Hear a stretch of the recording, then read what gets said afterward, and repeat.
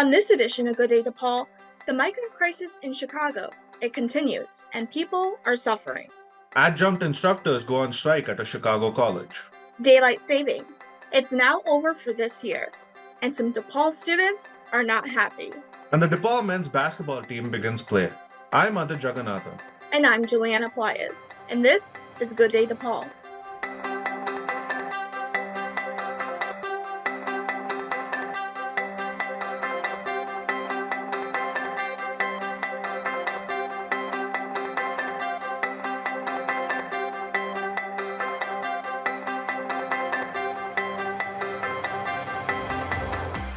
Migrants. They keep coming to Chicago, and there's intense debate about how to help them. I visited one police station where migrants are now staying. All across Chicago, many migrants are camping out at police stations and at airports. For many, they hope the next day might be the day they can help their families back at home. Muchas personas aquí no tienen un familiar aquí. Entonces vienen a la suerte. Many people here they don't have a family here, then they're trying out their luck. And thank you, God, Chicago, for supporting a lot of the immigrants. That a lot of immigrants who arrive here to progress, get a home, a good job, and it's a little bit complicated because the process to legalize here or to have a work permit is so much complicated. This one is paid by lawyers, or there's a lot of more other things. For example, you arrive here, you can't work because you don't have a work permit, and you have to work to get the permission to pay for living. And for many people, the situation is currently complicated. Paula comes from Venezuela, like many of the migrants who currently live at the 1st District Police Station on the south side. They're waiting for word on what to do next, but can't do much of anything but hope. I hope to finish my studies in the future. In Venezuela, in a lot of places, so much to live generally is very complicated. There's a crisis. There are crises in universities. There is a water crisis. There is a food crisis. There is a light crisis in Venezuela. Many places, the light is gone every day. The water is gone every day. A lot of people, a large part of the country, don't have a lot of food every day. Then the people escape from the country because they don't have a future. And they come here for the opportunity to grow, to progress. More than anything, it's that the United States is a country of dreams, that you can have stability here, and that's why many people come here. Mayfer Giovanni is from Honduras and ended up at the police station just 2 days ago. Before 2 days ago, I was traveling a lot. It was hard, very hard. And I'm fierce. At first, I arrived. I wanted to on a bus. By myself, I leaned back, and my suitcase was not here. I returned, and I try the life that I've been given right now. There is no turning back, and there is nothing pitiful of what is going on. With no paper. With no papers, he ended up at the border with many other migrants. One police officer told me, no, that one isn't going to leave. And he told me, no, but you can leave me a little later. And then he made it to the border. To the border I turned in, and they fixed my data and sent me. They told me that I was afraid to return to my country because, no, I don't return to my country because I'm not a criminal, but I do want to go to the United States. I'm prepared a little bit, and I come looking for a job. With the colder weather coming in, many are hoping to find a job and a warm place for the coming days. But as of now, there is no confirmation on what will happen next. Reporting for Good Day DePaul, I'm Juliana Playas. Adjunct instructors went on strike last week at Columbia College in Chicago. Good Day DePaul's Princess Siafa has our report. Dozens of union members and students wearing red march at Columbia College's entrance on South Michigan Avenue. The faculty union CFAC is on strike. They're protesting class cuts, increasing class sizes, and demanding the removal of the president and provost. Hey, hey, ho, ho, Dr.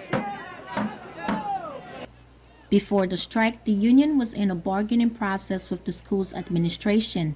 Member of the bargaining committee and former vice president of the union, Andrea Diamond, voiced her dissatisfaction with the process. We're disappointed that the school chooses not to deal fairly with the faculty here, chooses not to take into account what students really need and to listen to the faculty about that. Columbia College says it's cutting courses to put a dent in a $20 million budget deficit that began since the pandemic. The school also says they've made cuts on the administrative side by removing almost 25 administrative positions and now have to make cuts on the instructional side. Speaking at a press conference during the strike, president of the union, Diana Valeria, said, Columbia College didn't come to the bargaining table. They didn't come to bargain with us at all. Instead, behind our backs, they went ahead and implemented a course cut, increase in class size, not because our students wanted this, not because we had low enrollment, but because the college wanted to pay themselves. One student says her class was canceled because of the strike. I was actually going to go to my English class today and I found out that it got canceled. But I decided, you know what, since I might as well come here and support because my teachers, they I've grown so connected with them and I want to show my support. Valeria says they will not take no for an answer as they bargain during the strike. No, we want them to come back to the table, but let's be clear, we want them to come back to the table and negotiate in good faith. They can't come back and just simply say no. And that's all they say to us is no, we're not going to talk, we're not going to do this. The union says all classes taught by part-time faculty staff members are hereby canceled beginning today. Students are, however, encouraged to attend classes taught by full-time faculty members because those are still open, according to the school's administration. For Good Day DePaul here in Chicago, I'm Princess Siafa. Columbia College officials issued the following statement about the strike. We regret that the union has opted to strike. Columbia College Chicago remains committed to student success and the good faith bargaining with the union and hopes union leadership will come to the table with concrete proposals. The college is making changes that will result in a larger share of classes being taught by full-time faculty, to which part-time faculty objects. Students filled 28,422 total seats in classes in spring 2023. There are 28,975 available seats for spring 2024. We are committed to minimizing the impact of this strike and to protecting students' academic progress while meeting our responsibilities to ensure the sustainability of the college to serve its students. Daylight savings time is now over and won't be back until next spring. And for many DePaul students, it's bad news. Good Day DePaul's Michaela Wilson explains. As the weather gets colder, the days continue to get shorter. On November 5th, most Americans will set their clocks back an hour, marking the end of daylight saving. Studies have shown that this yearly time shift can cause patterns of mood changes, fatigue, and even concentration issues, especially in students. It's dark for most of the time, and getting up in the morning is really hard because there's usually not a lot of sunlight. So that definitely plays a huge role in my mental health. It makes school harder to do. I feel like I have less motivation. The shift in time messes with the normal systems in our brain that tell us when it's time to be awake and asleep. There have been several attempts in Congress to get rid of the time change and keep a permanent daylight savings. However, nothing successfully passed. It can be a very frustrating experience to get into the news swing of things. And so for that reason, I am for a just permanent time frame, a permanent daylight savings time. This change, however, does bring its benefits. Studies say that earlier mornings decrease the risk of traffic fatalities and create a safer morning commute.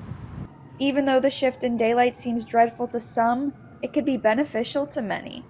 Although many people are in support of a permanent daylight savings, it's here to stay for the time being. Daylight savings time ends on November 5th, saying goodbye to the longer nights and welcoming in the early mornings. For Good Day DePaul, I'm Michaela Wilson. Coming up on Good Day DePaul, men's basketball. It's off and running at DePaul. Stay with us.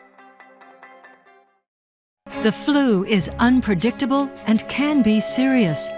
Who needs to be vaccinated against the flu? You. Get a flu vaccine. For more information, www.flu.gov. Audit is here now with Good Day DePaul Sports. Audit. Juliana, the DePaul men's basketball team lost their regular season opener, falling to Purdue Fort Wayne 82-74. This after the Blue Demons beat North Park in an exhibition game at Wintrust Arena. The DePaul men's basketball team played their final exhibition game of the preseason against the North Park Vikings, with the Blue Demons looking to build momentum heading into the regular season. Senior Jeremiah Oden got DePaul off to a strong start, hitting a 3 for the first bucket of the game. Oden's frontcourt partner Deshaun Nelson also got in on the action early, finishing off some strong post play with an easy layup. But North Park would bounce back soon after as Shamar Pumphrey steals the ball to lay it up at the other end. Both sides had a slow start offensively in the first half, but were solid on defense. DePaul's Churchill Abbas with a huge block on Trayvon Roots at the rim, which was quickly followed by the Blue Demons' Caleb Murphy being blocked by Tejon Barry. Jaden Henley would then get his rhythm going for DePaul, finishing a tough layup in traffic. But Pumphrey would hit right back with a jumper from the top of the key.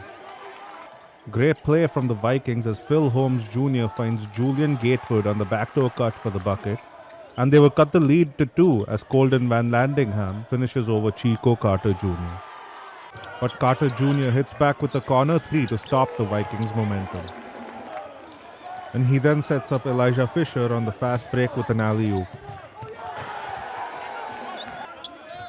Carter Jr. on a roll now as he feeds Nelson in the post for the 2. DePaul coach Tony Stubblefield liking what he sees from his team. But North Park's Pumphrey hits a layup right before halftime to cut the lead to 5, with only 3 seconds left in regulation. After a messy end to the first half, the Blue Demons went into halftime up 31-26. The Vikings start the second half off hot as they cut the lead down to just 3 points, Holmes Jr. with the jumper from the elbow. But the Blue Demons' Oden would come straight back after a nice pass from Henley. And then the forward showed his post game, spinning off his defender to finish the layup. Henley then showed his speed, racing straight up the court to finish a tough layup. Henley again now, sizing up his defender before hitting a jumper in his face. The Blue Demons looked to be running away with it at this point, opening up a 13-point lead, Elijah Fisher finishing at the rim with the contact. The Vikings needed a bucket to stop DePaul's momentum, and Pumphrey did just that with a tough layup over Katie Ramey. Gatewood now hitting a contested 3 to cut the lead down to 10. Great transition offense by the Blue Demons here as Nelson blocks Pumphrey at the rim before Henley finds Fisher on the fast break for the easy bucket. Then more from DePaul as Henley gives the ball to Carter Jr., to Fisher, to Oden, to Abbas, back to Henley, to Oden who swings back to Carter Jr. at the top of the key for the 3. Henley then found Nelson with a pass in the post for an easy layup. The Vikings would, however, cut the lead down to single digits, Van Landingham stealing the ball before hitting a 3 on the other end. But then it was DePaul's turn. Fisher shows his post moves with a strong finish at the rim for an and 1. And Henley would drive inside to finish the tough layup with one hand. Oden would then put the game away with 2 quick baskets in succession, a 3 from the wing and a dunk in transition. DePaul winning the game 74-63. Coach Tony Stubblefield talked about what he thinks the team needs to improve. Obviously, we did some good things out there, and we did some bad things out there that we got to clean up, and that's what we got practice for, just to get these guys all on the same page, trying different combinations out there. But was proud of our guys, some of the things they did tonight. I thought we did a better job in the second half of cutting down on the turnovers. Was a little disappointed in the 11 turnovers in the first half and just being careless with the basketball. But we got to get back to practice the next couple of days. We definitely got some things that we got to clean up before our season opener on Tuesday. Elijah Fisher finished with a game-high 22 points off the bench, hitting 8 of his 9 field goals. Big men Jeremiah Odin and Deshaun Nelson finished with 15 and 16 points respectively. For Good Day DePaul, I'm Adit Jagannathan. For the women's basketball team, there's a lot of uncertainty, with many new faces this year. Good Day DePaul's Max Raymond has that story. With a new-look roster, head coach Doug Bruno and the DePaul women's basketball team entered this season full of uncertainty.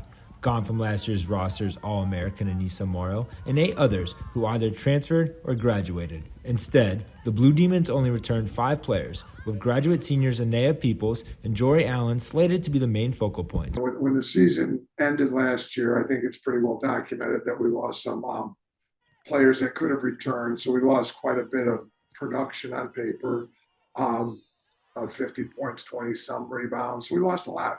At the same time, it's not about the players that leave, it's about the players that stay. And Jory Allen, Anea Peoples are 2 of the 5 players that stay. They're the 2 that played last year. In addition to Peoples and Allen, the trio of Jade Edwards, Haley Walker, and Maeve McErlane all returned from last year.